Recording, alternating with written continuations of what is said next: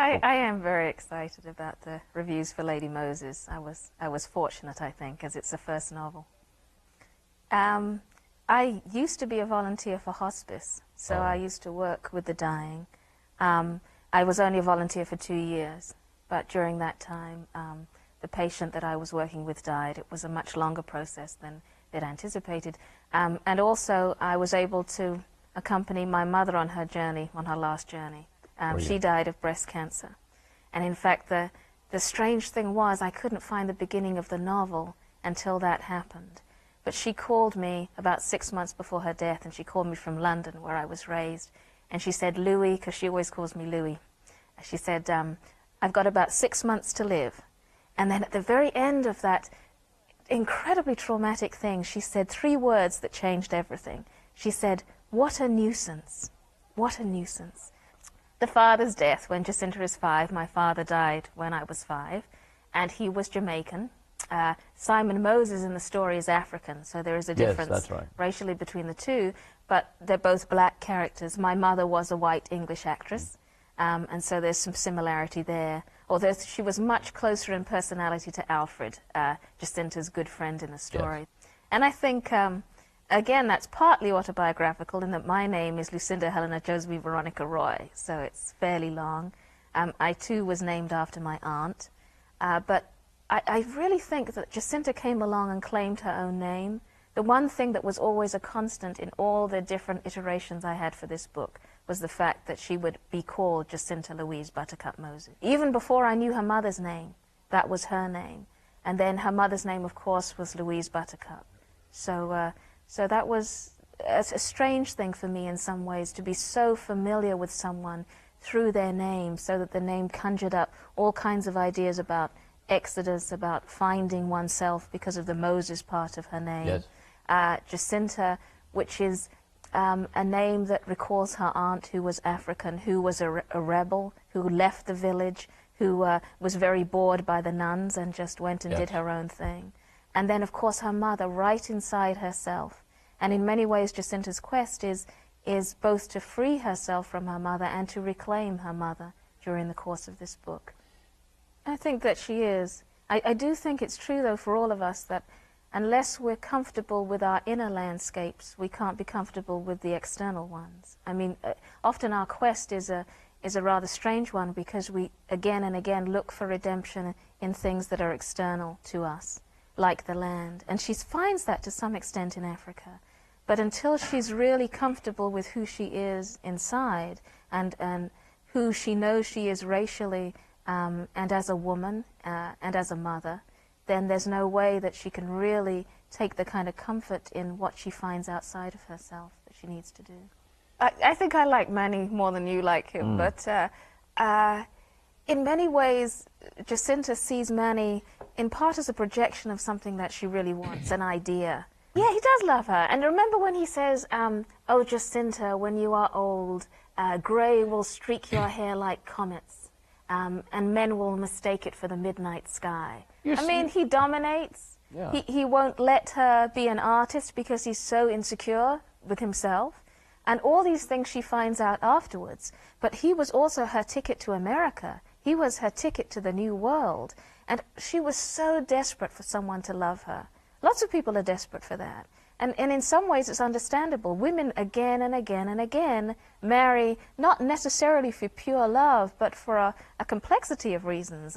And in Jacinta's case, it was just a great need she had for a romantic life. She's a romantic, and she wants something that's packaged in a way that's beautiful. He's small and blonde and pretty.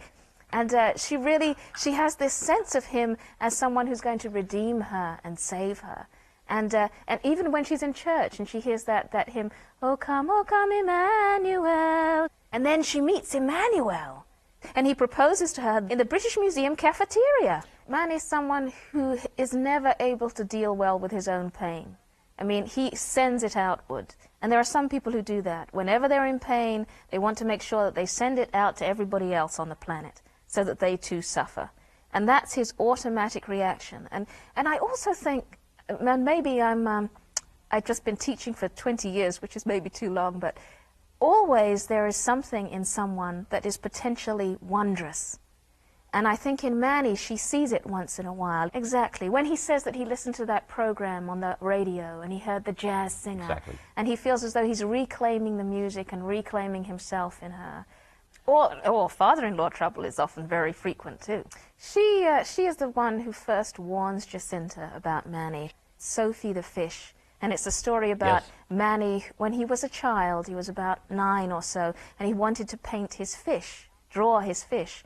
And he took it out of the water in order to draw it. And of course the fish died. And her implication is, if he could do that to the fish, then be very, very careful.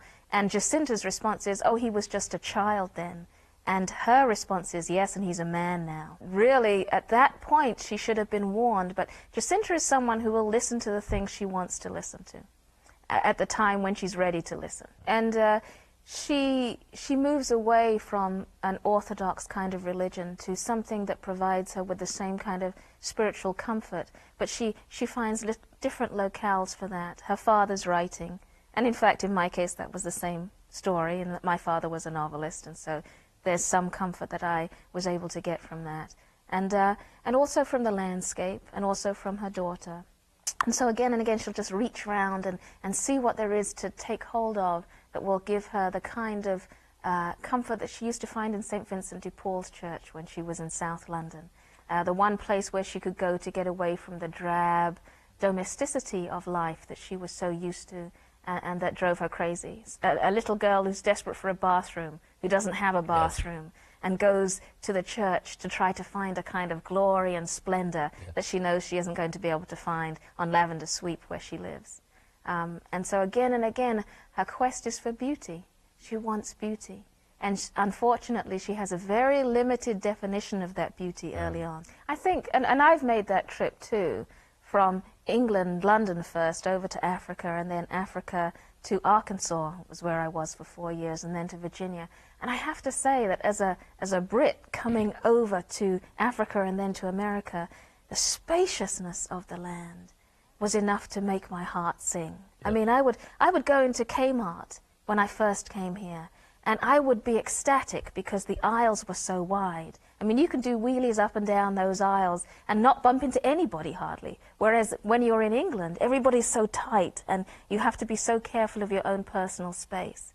But over here, there's this huge amount of area that people have to spread out in, sometimes to the detriment of the land, of course. But I love it that people have more room to breathe. It seemed like an incredible privilege to me. And I think that if you've grown up not seeing the moon, as she says she has, because it's always behind number 64 on Lavender Sweep, so she doesn't get yes, to see it.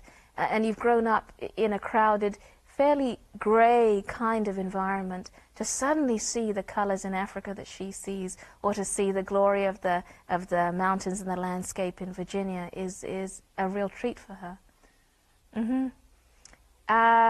Jacinta wouldn't have a physical relationship with Esther, in part because she just wasn't ready. She was still trying to sort through a lot with Manny.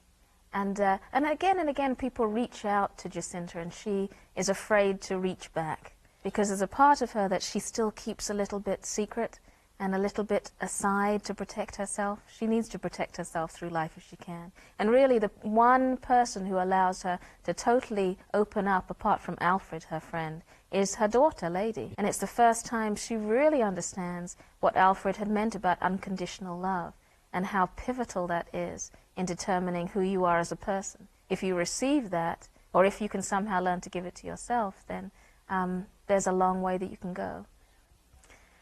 For Lady Moses, I wrote it from midnight to 2 in the morning most of the time was my writing time, because I was Associate Dean at Virginia Tech at the time, and so my hours were 50, 60 hours a week for that job, and then sometimes I was teaching also. So it was very busy, and I needed to be a parent. You know, I had a son, yes, and so there were just a lot of things that I needed to be doing. But the time to write was so rare and so precious to me that I didn't waste any time. I mean, I never had time for writer's block or anything like that, because I knew I only had those 2 hours, and they better be as productive as possible. I do think it made the whole thing span so many years, because I just couldn't always sit down and write at that time. Sometimes I was just too tired.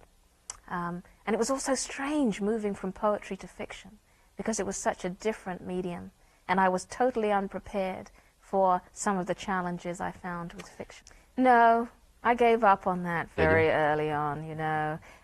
Jacinta, but I couldn't even control Jacinta, the main character. She did whatever she wanted to do. And sometimes I'd be saying, Jacinta, for goodness sake, don't do that. But, well, she was going to do what she wanted. Longhand first, then I put it into the computer, and then play with it.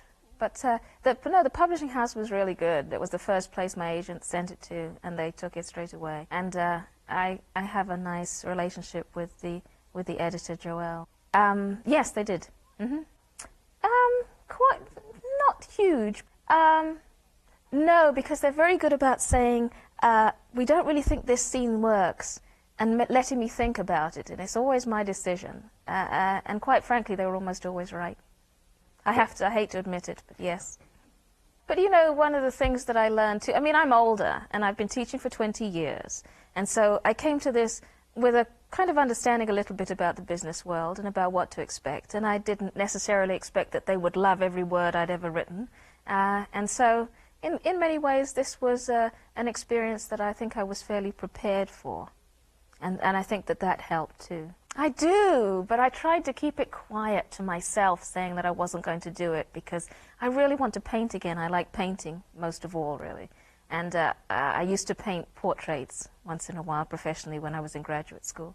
And so I want to get back to doing my oil paintings and to writing some poetry. But this story has come into my head and it won't go away, so...